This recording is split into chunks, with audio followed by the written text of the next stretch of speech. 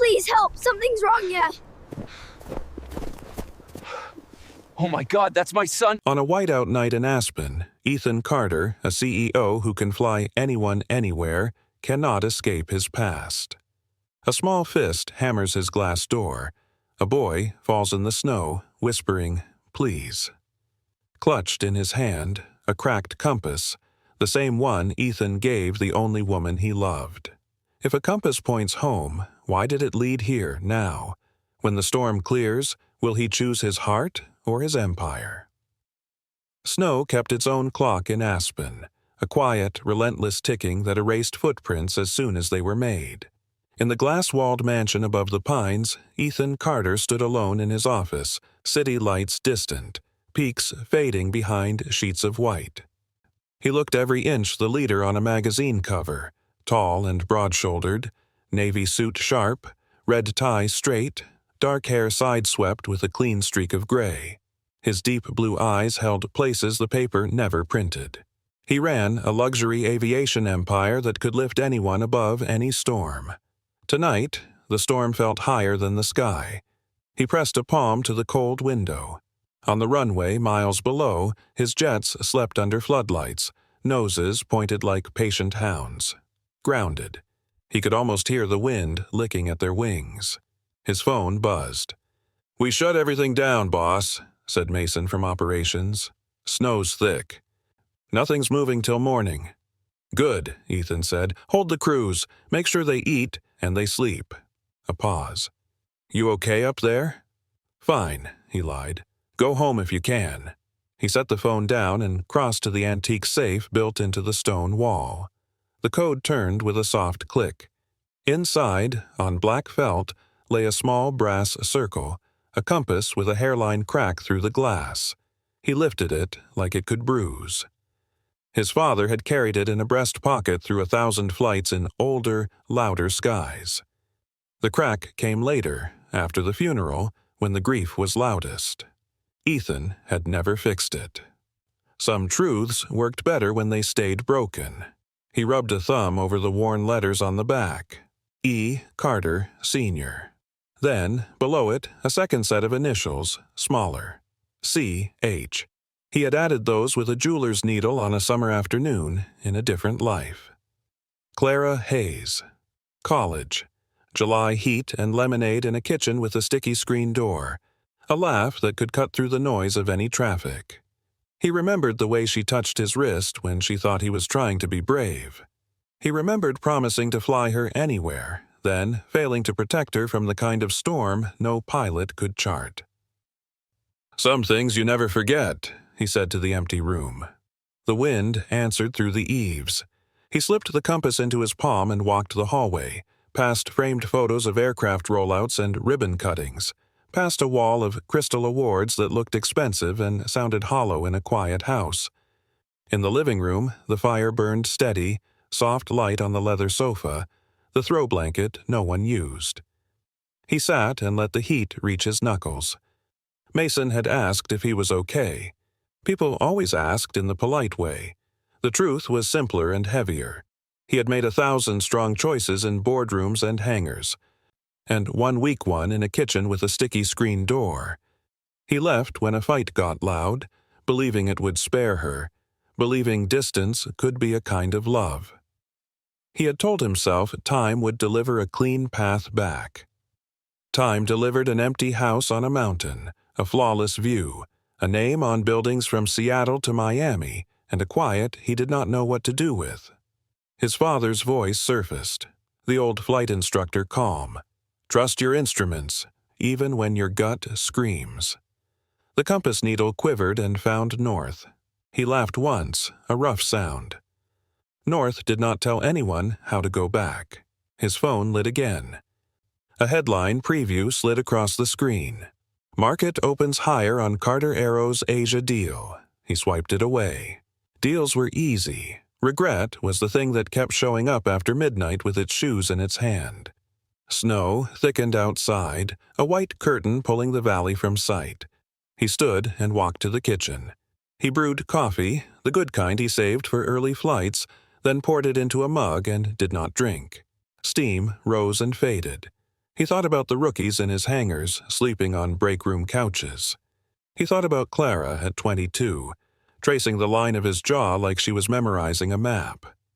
He thought about how he had kept the compass and given the other one away, telling her it meant home when you were lost. "If second chances exist," he said softly, "they hide in storms." The house settled. The fire ticked. The wind shouldered the glass. From the far end of the hall, something sounded like the faintest tap, or only a knot in the wood, or the wind changing shape. He listened, held still, and felt his pulse take a step he had not planned. If stories of second chances and found family move you, stay with me. The tap came again, sharper this time, from the front door below the balcony. He set the compass on the table and went to listen. The storm was merciless that night, howling against the glass walls of Ethan Carter's mountain home. He had grown accustomed to silence, to the sound of nothing but wind and fire, but the frantic pounding at his front door cut through the blizzard like a desperate cry. Ethan froze. No one came this far up the ridge uninvited, not in weather that swallowed the road whole. The pounding came again, weaker, trembling. He pulled the door open, cold air slashing his face, and there he was, small, thin, and trembling. A boy no older than 9, his cheeks raw from the cold, snow caked into the seams of his torn boots. His brown eyes were wide with panic. "Please, sir," the boy begged, his voice cracking. "My brother, he fell. He's not waking up. Please help me." Ethan's pulse surged. "Where?" His voice was sharper than he intended, but the boy spun and pointed toward the tree line. Snow whipped across the path, already half covering a trail of small, uneven footprints. Without hesitation, Ethan strode out into the storm, his expensive leather shoes sinking deep into the drifts. 100 questions pressed his mind, but none mattered more than the urgency in that boy's eyes. "Show me!" The child scrambled ahead, slipping, stumbling, then leading Ethan past the dark pines. Only yards from the house, a small body lay crumpled in the snow, barely visible beneath the swirling white. Ethan's chest tightened. The second boy, younger, 7, maybe 8, was motionless, lips blue, lashes frosted with ice. His tiny hands were curled weakly at his chest, his thin jacket no match for the mountain's fury. Ethan dropped to his knees, gathering the limp child into his arms. The cold bit through the boy's clothes, through Ethan's suit, right down to his skin. He pressed 2 fingers to the boy's neck, a faint pulse. Fragile, but there. "Hold the door open," Ethan barked. "Now!" The older brother sprinted back toward the glowing glass mansion, his small frame battling the gale. Ethan rose, clutching the unconscious child against him, shielding him with his own body as he pushed forward. The storm screamed around them, but in his arms the boy felt unbearably light. Too light. As Ethan crossed the threshold into the warmth of the mansion, he knew one thing with absolute certainty. This was no random knock on his door. This was the beginning of something he could not yet name, but already felt deep in his bones. The older boy slammed the door shut behind them, collapsing against it, panting hard. His eyes, red-rimmed and wet, fixed on Ethan as if he were their only chance left in the world. And for reasons Ethan couldn't explain, the weight of that gaze shook him more than any boardroom battle ever had. The warmth of the fire hit them in waves, but the boy in Ethan's arms remained still, his lashes coated with frost. Ethan laid him gently on the leather sofa, tugging the throw blanket around his tiny frame. The unconscious child stirred faintly, a shallow breath misting the air. "Stay with me, kid," Ethan muttered, pressing his hand against the boy's chest. The heartbeat was there, thin, but fighting. He called to the older boy, "Get towels, closet by the kitchen." The boy bolted, feet slapping the marble. Ethan shrugged off his snow-soaked suit jacket, draped it over the boy's frail legs, and rubbed his arms briskly, coaxing warmth back into them. When the older brother returned, arms piled with towels, Ethan wrapped the boy carefully. His own hands trembled more than he wanted to admit. "What's his name?" Ethan asked. "Caleb?" the boy whispered. His voice cracked. "He's my little brother." Ethan met his eyes, brown, steady, filled with terror that no child should carry. "And you?" "Daniel. Daniel, keep talking to him. Let him hear your voice." Daniel leaned close. "Caleb, please, it's me. Wake up. I can't do this alone." The fire crackled, shadows flickering across the room. Caleb's lips parted slightly, a faint whimper escaping. Relief washed through Ethan's chest. But then he saw it, clutched in Daniel's fist, half hidden beneath the towels. A small brass compass, its glass cracked, needle trembling as if alive in the firelight. Ethan froze. He knew that object. He shouldn't, and yet he did. His father's compass. The very same one he'd carried through storms and flights, the one Ethan had given away long ago, never expecting to see again. Slowly, Ethan reached out. "Where did you get that?" His voice was low, almost unsteady. Daniel pulled back protectively, eyes narrowing. "It was my mom's. She said it belonged to someone she loved, someone she lost." The words struck Ethan harder than the storm outside. His breath caught as memories rushed in. Clara Hayes, the woman he had once sworn his life to, the woman his family's cruelty had stolen from him. He had given her that compass 2 decades ago. Ethan sat back, his heart pounding, his thoughts unraveling. He looked again at Caleb, pale but breathing, and then at Daniel, his small chest rising with defiance. The compass gleamed between them, cracked but unbroken, just like the past Ethan had tried and failed to bury. For the first time in years, Ethan Carter felt the ground shift beneath his feet, and he whispered to himself, barely audible, "Clara." Daniel looked up sharply. "How do you know my mom's name?" The fire snapped, shadows dancing against the glass walls. Daniel's eyes drilled into Ethan, wary, almost accusing. The boy had asked a question Ethan wasn't ready to answer. "How do you know her name?" Daniel repeated, his voice louder now, though it trembled. Ethan swallowed hard. "Because once, a long time ago, I knew someone named Clara. His throat tightened. He had rehearsed boardroom speeches, billion-dollar proposals, but never words like these. Daniel clutched the compass tighter. "Mom said this came from the man she loved, but lost. That's all she told us."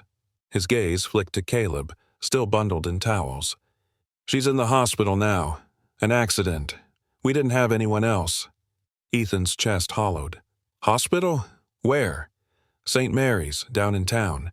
She slipped on the ice. Her leg broke bad. We were staying with a neighbor, but they left. We've been trying to manage on our own."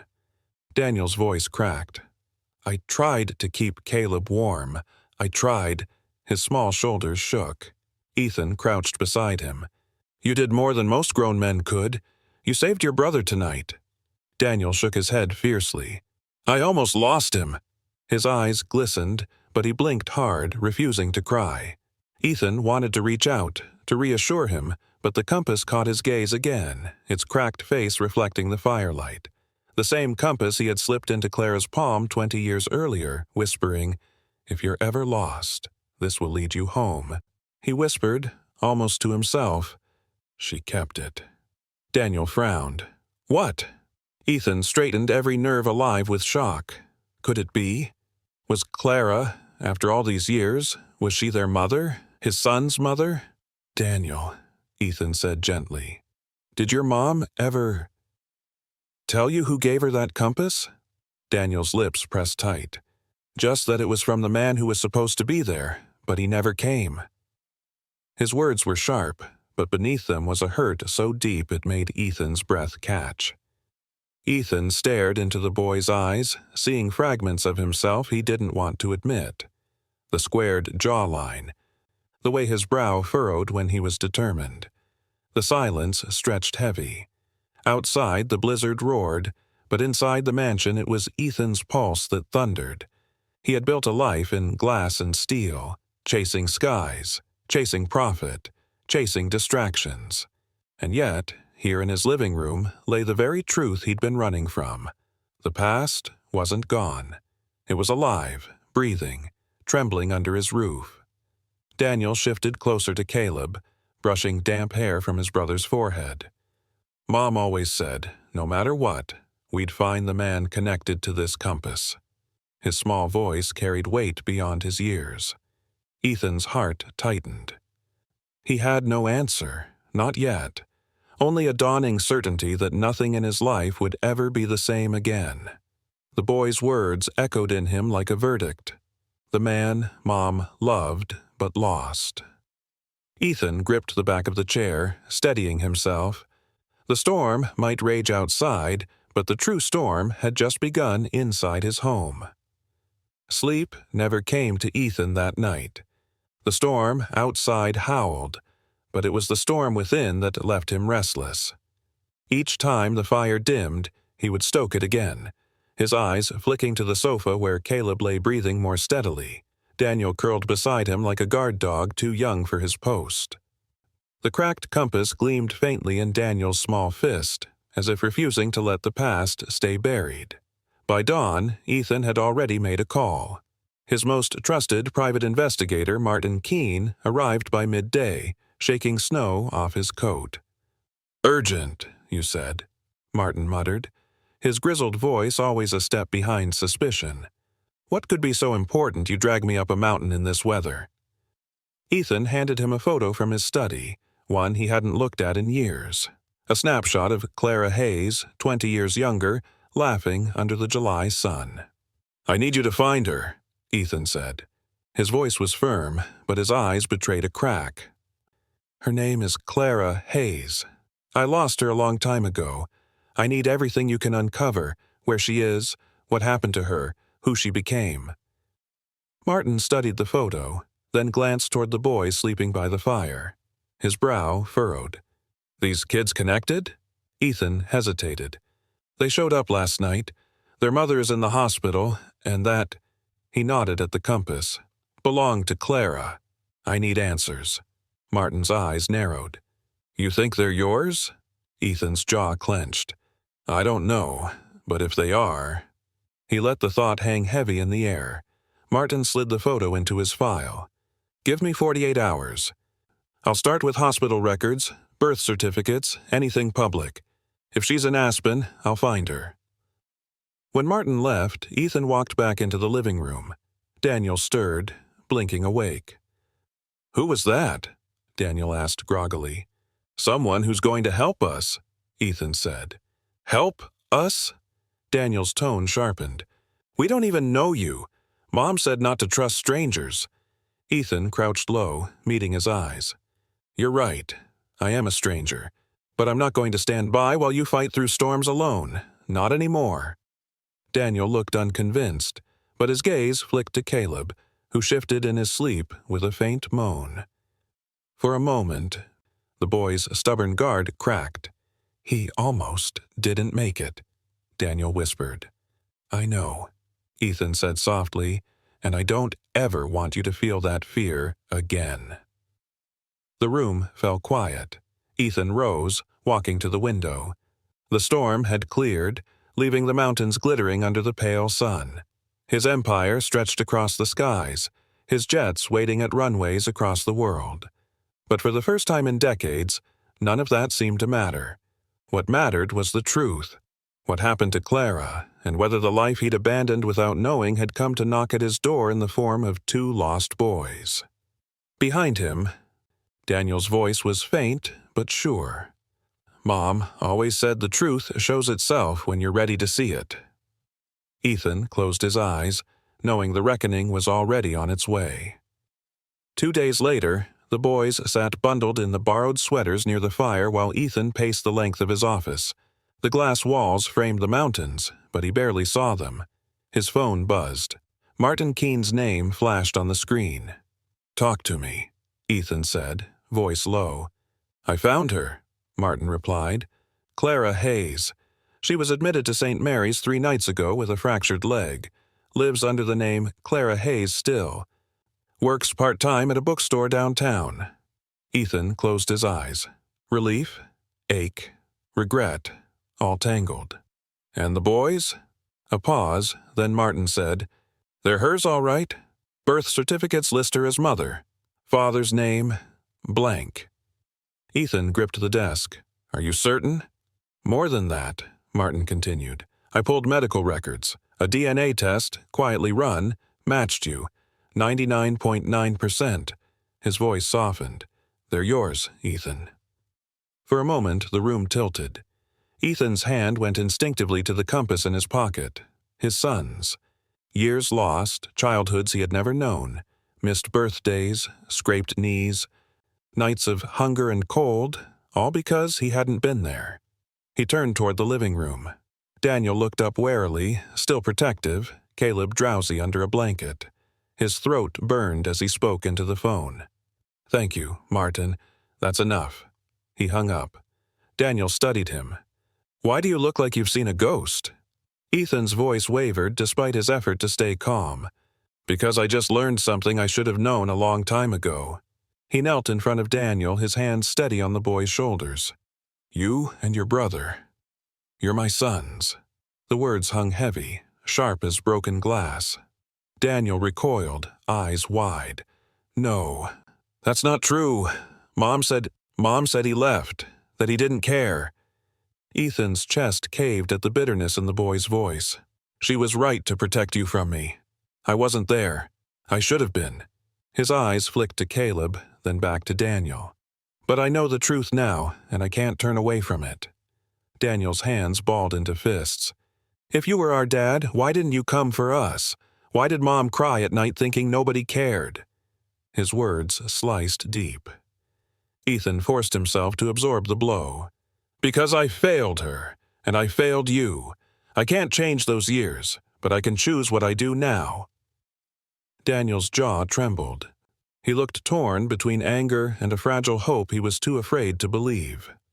Caleb stirred, his small voice weak but clear. "Dad?" Ethan froze. Daniel's head snapped toward his brother. Caleb blinked groggily, eyes unfocused, but he whispered again. "Dad?" The word pierced Ethan's heart like nothing else. He leaned down, brushing Caleb's damp hair from his forehead. "I'm here now," he whispered, voice thick. "I'm not leaving again." The compass in his pocket seemed to grow heavier, its crack like a scar across the glass. It had led them back together, not by direction, but by fate. And fate had given him a truth he could no longer run from. His sons had been lost in the storm of his past, and now they were his to protect. The mansion had never felt so full, yet Ethan had never felt so hollow. The boys sat near the hearth, wrapped in blankets, their small voices low as they whispered to one another. Ethan lingered in the hallway, staring at them with a heart split in two, joy at finding them, agony at the years already gone. He slipped into his study, closing the heavy oak door behind him. The silence pressed in. He reached for the cracked compass on his desk, its needle quivering faintly, north fixed as always.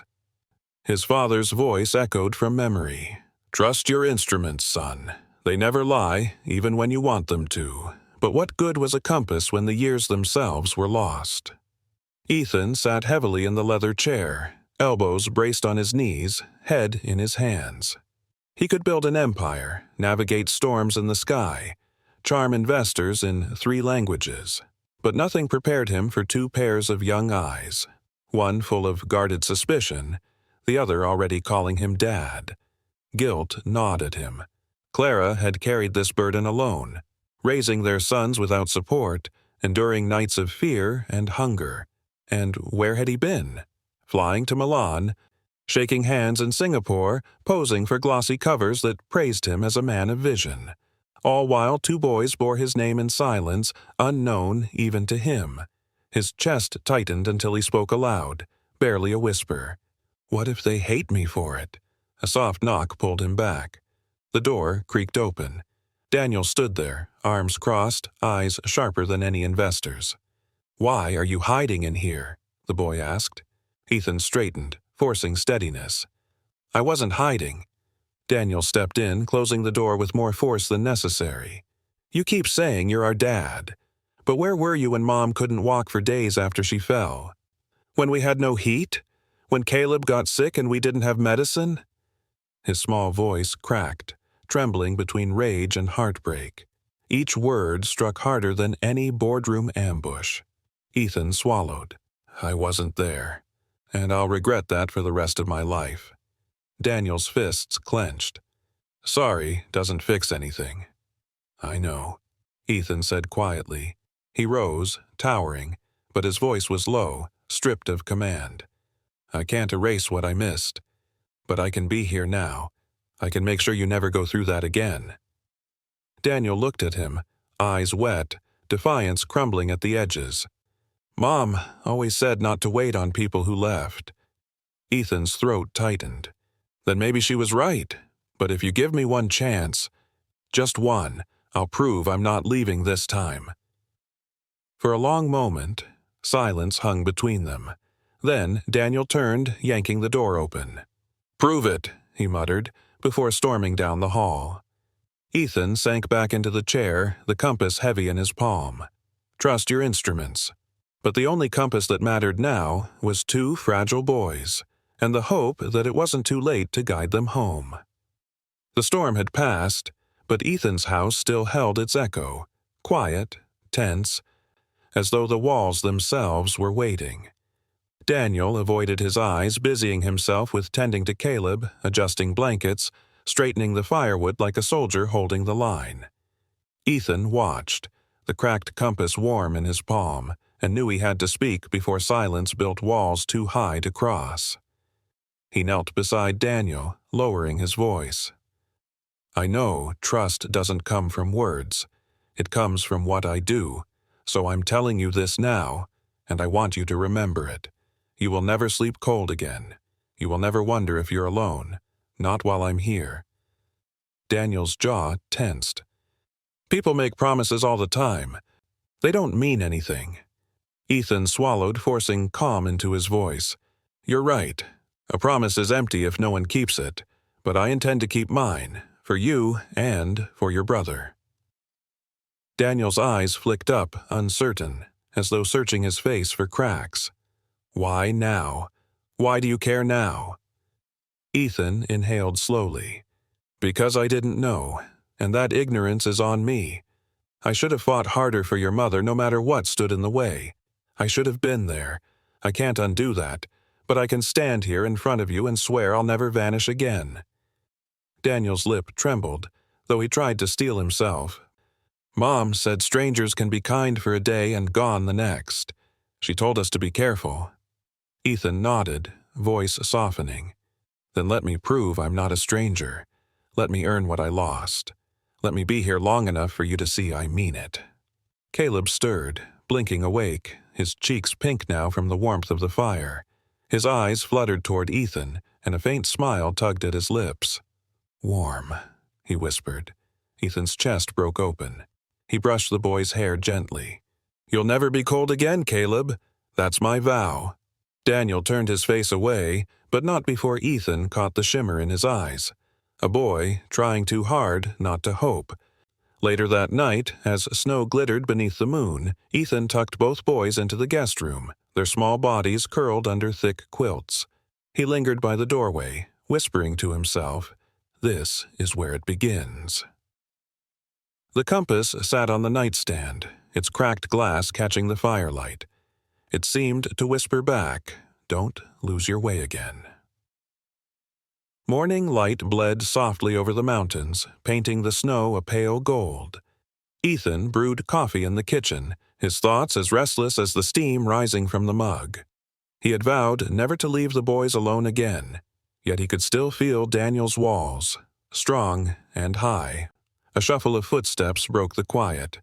Daniel stood in the doorway, his brother still asleep upstairs. His arms were crossed, his face guarded. "Mom told us not to trust strangers," Daniel said flatly. Ethan set the mug down. "I don't want to be a stranger." Daniel's eyes narrowed. "She said the man who gave her the compass was supposed to stay, but he didn't. Why should we believe you're different?" Ethan felt the weight of years pressing against his chest. He reached into his jacket and pulled out a small black case. He opened it, revealing another compass, its brass polished, its face whole but unmistakably twin to the one Daniel carried. Daniel froze. His eyes darted between the two objects as if the air itself had stopped moving. "This one," Ethan said quietly, "I kept safe all these years. The other, I gave to Clara the night I promised her I'd never let her feel lost. I failed her. I failed you, but these compasses—" His voice caught. "They're proof we were once meant to be together. Proof that even when I was blind, something tied us still." Daniel's throat bobbed as he swallowed, clutching the cracked compass in his fist. "Mom she never threw it away. She said it mattered." Ethan stepped closer, lowering his voice. "She kept it because love mattered, even when the world broke it apart. And if you let me, I'll show you it still matters now, not with promises, but with every single day I stay." Daniel's shoulders shook. Tears brimmed in his eyes, though he turned away, ashamed. "I don't know if I can trust you." Ethan knelt, his voice raw. "Then don't trust me yet. Just let me try." For a long moment, the boy stood trembling, torn between anger and yearning. Then slowly, he opened his palm. The cracked compass gleamed in the morning light side by side with its twin in Ethan's hand. The silence broke with a single word, whispered so faintly Ethan barely heard it. "Maybe." And that maybe was more than Ethan had dared to hope for. Snowflakes drifted lazily outside the glass walls, the storm's fury long past. Inside, warmth filled corners that had sat empty for years. For the first time, laughter echoed faintly in Ethan's mansion. Daniel and Caleb sat bundled in thick coats as Ethan led them down the slope behind the house. "Hold on tight," he said, giving their sled a gentle push. The boys shrieked with delight as they flew down the glittering hill, snow spraying like diamonds in the air. Ethan jogged after them, breathless but laughing, something he hadn't done in years. When they trudged back up, cheeks flushed, Caleb tugged on his sleeve. "Again, Dad!" The word pierced Ethan's heart. He crouched, brushing the boy's snowy hair back. "As many times as you want." Later, in the great room, the fire roared while plates of food filled the table. The boys devoured pancakes and hot cocoa, their eyes brighter than the flames. Daniel still watched Ethan with a cautious edge, but there were cracks now, moments when his smile slipped through before he remembered to guard it. That evening, Ethan carried a worn book from his study. He found the boys curled under blankets, their eyelids heavy. He sat at the edge of the sofa, his deep voice filling the room as he read aloud.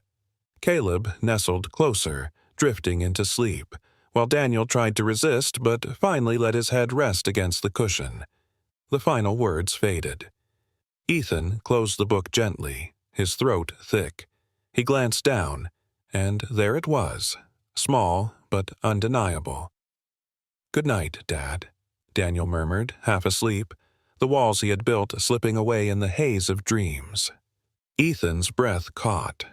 He brushed the compass on the table with his fingertips, its cracked face glowing in the firelight. For the first time in decades, he felt anchored, not by power or wealth, but by the fragile trust of two boys who were slowly finding their way to him. He whispered back, his voice steady, "Good night, sons." By morning, the fragile peace inside the mansion was shaken by the outside world. Ethan woke to the sharp trill of his phone, the screen flashing headlines before his eyes could focus. "Aviation CEO hides secret family in Aspen blizzard scandal." His stomach tightened. He scrolled. Grainy photos of him sledding with the boys, someone with a telephoto lens catching moments he thought were private. Daniel's laughter, Caleb clutching his arm, exposed to strangers who would never understand. The phone buzzed again. His assistant's voice rushed through. "Mr. Carter, the board is alarmed. Reporters are circling. Investors are demanding statements. They're saying you jeopardized the company's image." Ethan rubbed his forehead, staring at the boys still asleep upstairs. He lowered his voice. Their safety comes before image. Tell the board that. Within hours, the mansion's driveway filled with flashing cameras.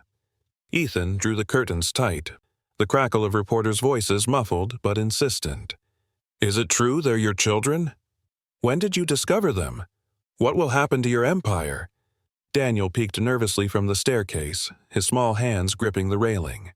Why are there so many people outside? Ethan forced calm into his tone. Because people love stories.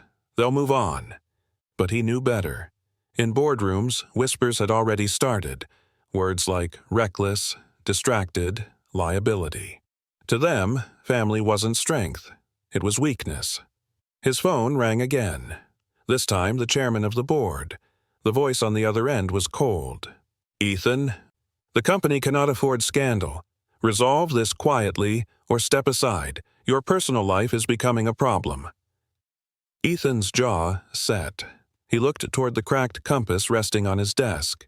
Its fractured face reflected firelight, steady despite the break.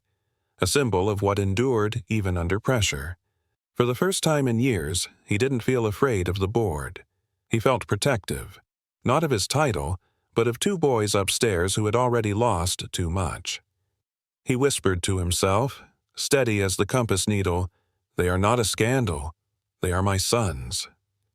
And for once, Ethan Carter was ready to fight, not for his empire, but for his family. The next morning, the storm outside was nothing compared to the storm within the media. Headlines screamed from every corner. CEO's hidden family rocks aviation industry. Stock tickers flashed red, investors circling like hawks. Ethan sat at his desk, the cracked compass steady beneath his hand. He had spent years guarding his empire, his reputation, every deal polished until it gleamed. But now, as Daniel and Caleb ate breakfast in the next room, their laughter faint, he realized none of it mattered if he lost them. He called a press conference. His advisors begged him to cancel. "You'll ruin yourself," one warned. Ethan only shook his head. "This isn't about me anymore." Hours later, cameras crowded the snowy steps outside Carter Aero headquarters. Ethan stepped into the cold, no bodyguards, no spin doctors, just a father standing in front of the world. His voice carried steady over the microphones. "Yes, the boys are mine. Yes, I only just discovered them, and I will not hide them. What I regret is not the truth, but the years I lost." He paused, letting the silence settle. "Last week, 2 children nearly froze on a winter night. Mine are safe now, but too many others are not. Over 1.3 million children in this country face homelessness every year. That is the true scandal." He reached into his coat, lifting the cracked compass for all to see. Its scarred glass glinted in the winter light. "This belonged to my father. He told me a compass always points home. For me, home has always been more than glass towers and jet runways. Home is the people you refuse to lose." Reporters scribbled furiously. The board watched in shock. Ethan continued, voice unwavering.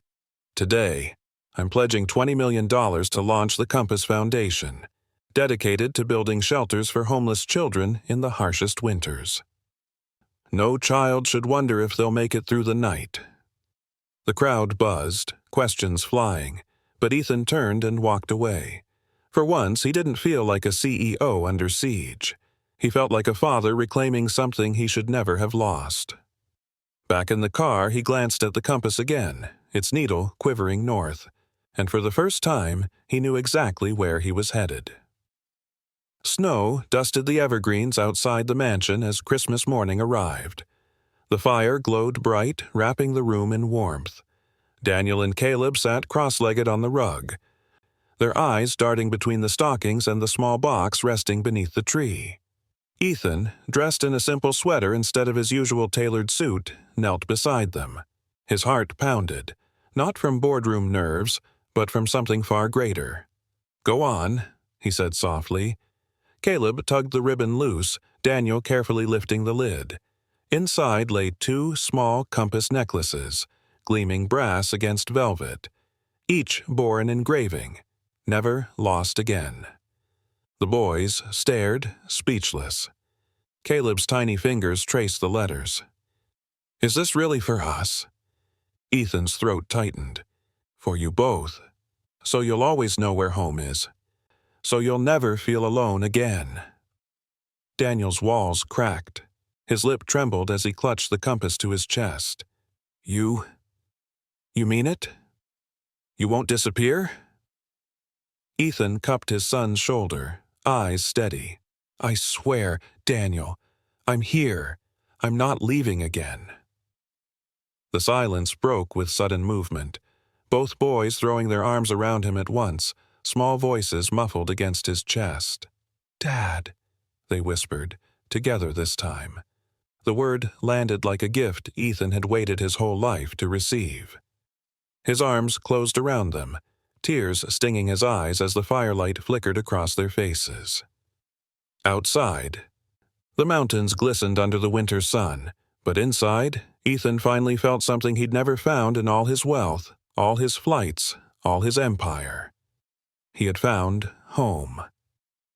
The months that followed reshaped everything Ethan once believed mattered. His name was still etched on skyscrapers and his jets still filled hangars across continents, but he no longer measured life in stock prices or quarterly gains. He delegated the empire he had built, entrusting operations to a team he once micromanaged. To his surprise, the world didn't collapse without him. Instead, it gave him space to breathe, for the first time in decades. Each winter he returned to Aspen, the glass mansion no longer hollow but alive with voices. Clara, still healing, moved slowly at first, a cane steadying her steps. The boys hovered around her, protective in ways far beyond their years. And Ethan, he carried her tray, adjusted her pillows, read aloud from books they used to share in younger days. One evening, as snow drifted soft against the windows, Clara whispered, "I thought the world had stolen you for good." Ethan brushed a strand of hair from her face, his voice breaking. "I let it, but I'm here now, and I won't waste what's left." The boys, tucked under quilts, listened nearby as Ethan told them bedtime stories, not about mergers or flights, but about second chances, about how even a cracked compass can still point home. On Christmas morning, laughter filled the halls again. Daniel and Caleb raced through the house, compasses swinging from their necks, never once letting go of them. Ethan stood at the window, Clara beside him, her hand resting in his. The mountains glistened, vast and eternal. For years he had chased horizons, always hungry for the next summit. Now he realized the truest horizon was right here, in the warmth of this room. He turned to his sons. "Whatever storms come, remember this, you are never lost. Not anymore." The cracked compass sat on the mantel, its fracture catching the firelight. A reminder that love, once broken, could be mended into something stronger. And in that moment, Ethan Carter, Millionaire CEO, empire builder, was no longer chasing acquisitions. He was simply a father, a man who had found home again in the faces of the family he almost lost.